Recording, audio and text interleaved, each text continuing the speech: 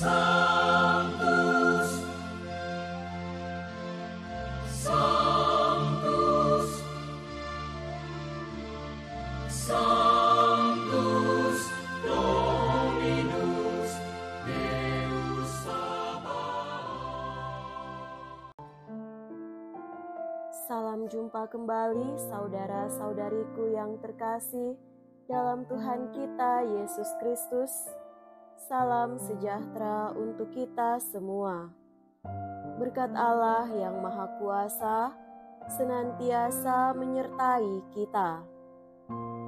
Marilah kita mendengarkan dan merenungkan bacaan-bacaan kitab suci hari Selasa tanggal 7 Januari tahun 2024. Dalam nama Bapa dan Putra dan Roh Kudus. Amin. Bacaan pertama dari surat pertama Rasul Yohanes bab 4 ayat 7 sampai 10. Saudara-saudaraku terkasih, marilah kita saling mengasihi, sebab kasih itu berasal dari Allah, dan setiap orang yang mengasihi lahir dari Allah dan mengenal Allah. Barang siapa tidak mengasihi, ia tidak mengenal Allah, sebab Allah adalah kasih. Dalam hal inilah kasih Allah dinyatakan di tengah-tengah kita, yaitu bahwa Allah telah mengutus anaknya yang tunggal ke dunia supaya kita hidup olehnya. Inilah kasih itu, bukan kita yang telah mengasihi Allah, tetapi Allah lah yang telah mengasihi kita dan telah mengutus anaknya sebagai silih bagi dosa-dosa kita. Demikianlah sabda Tuhan. Syukur kepada Allah.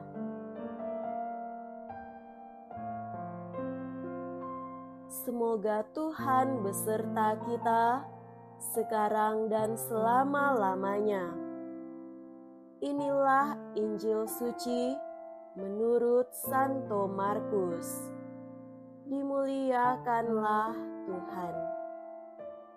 Injil Markus bab 6 ayat 34 sampai 44. Pada waktu itu, ketika Yesus melihat orang banyak, tergeraklah hatinya oleh belas kasihan kepada mereka, karena mereka seperti domba yang tidak mempunyai gembala. Lalu mulailah ia mengajarkan banyak hal kepada mereka. Ketika hari mulai malam, datanglah murid-murid Yesus kepadanya dan berkata, "Tempat ini sunyi dan hari sudah mulai malam. Suruhlah mereka pergi supaya mereka dapat membeli makanan di desa dan kampung-kampung sekitar ini." Tetapi jawab Yesus, "Kamu yang harus memberi mereka makan." Kata mereka kepadanya, "Jadi, haruskah kami pergi membeli roti hanya dengan 200 dinar dan memberi mereka makan?" Tetapi Yesus berkata kepada mereka, "Berapa banyak roti yang ada padamu? Cobalah periksa." Sesudah memeriksanya, mereka berkata, 5 roti dan 2 ikan.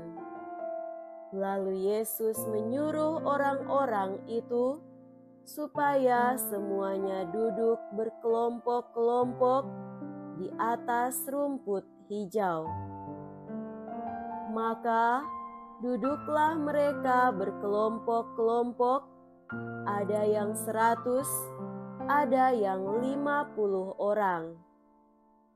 Setelah mengambil 5 roti dan 2 ikan itu, Yesus menengadah ke langit dan mengucap berkat, lalu memecah-mecahkan roti itu dan memberikannya kepada para murid supaya dibagi-bagikan kepada orang banyak itu. Begitu juga ikan itu dibagi-bagikannya kepada mereka semua, dan mereka semua makan sampai kenyang. Kemudian orang mengumpulkan potongan-potongan roti, 12 bakul penuh, belum termasuk sisa-sisa ikan. Yang ikut makan roti itu ada 5.000 orang laki-laki. Demikianlah sabda Tuhan. Terpujilah Kristus.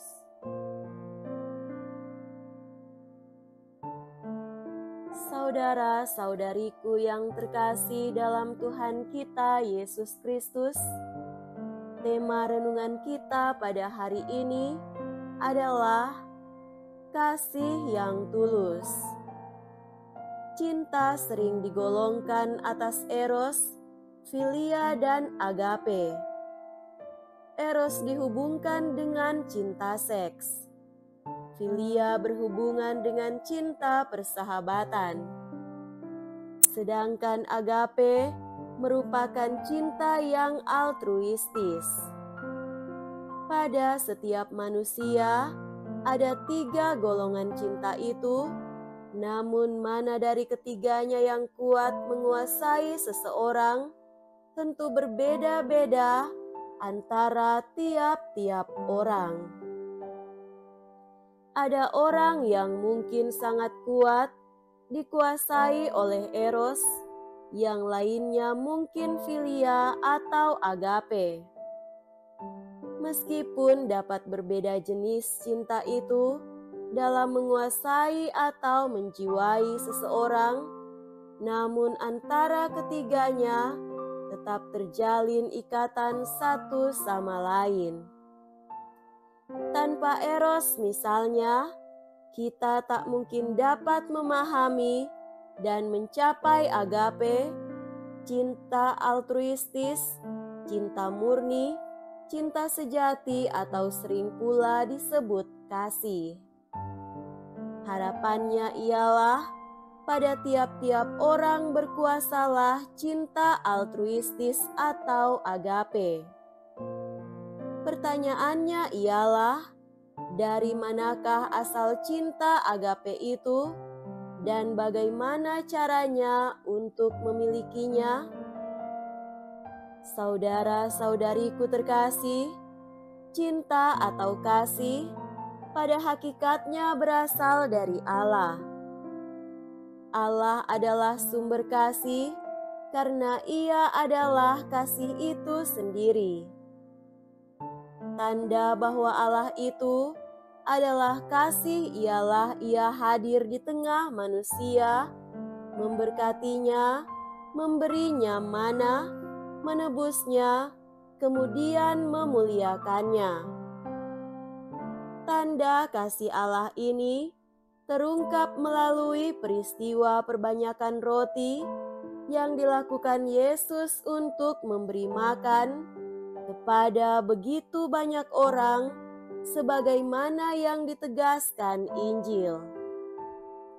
Peristiwa itu menunjukkan bahwa Allah hadir dan memperhatikan umat-Nya, serta mengangkat mereka dari belenggu ketidakberdayaan, sehingga mereka yang semula lemah dan lapar, sekarang dikuatkan dan dimuliakan.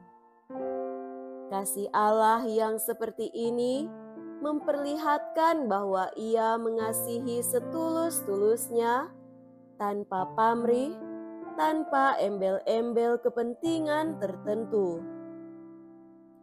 Ia mengasihi sampai mengorbankan diri, bagi orang yang dikasihi.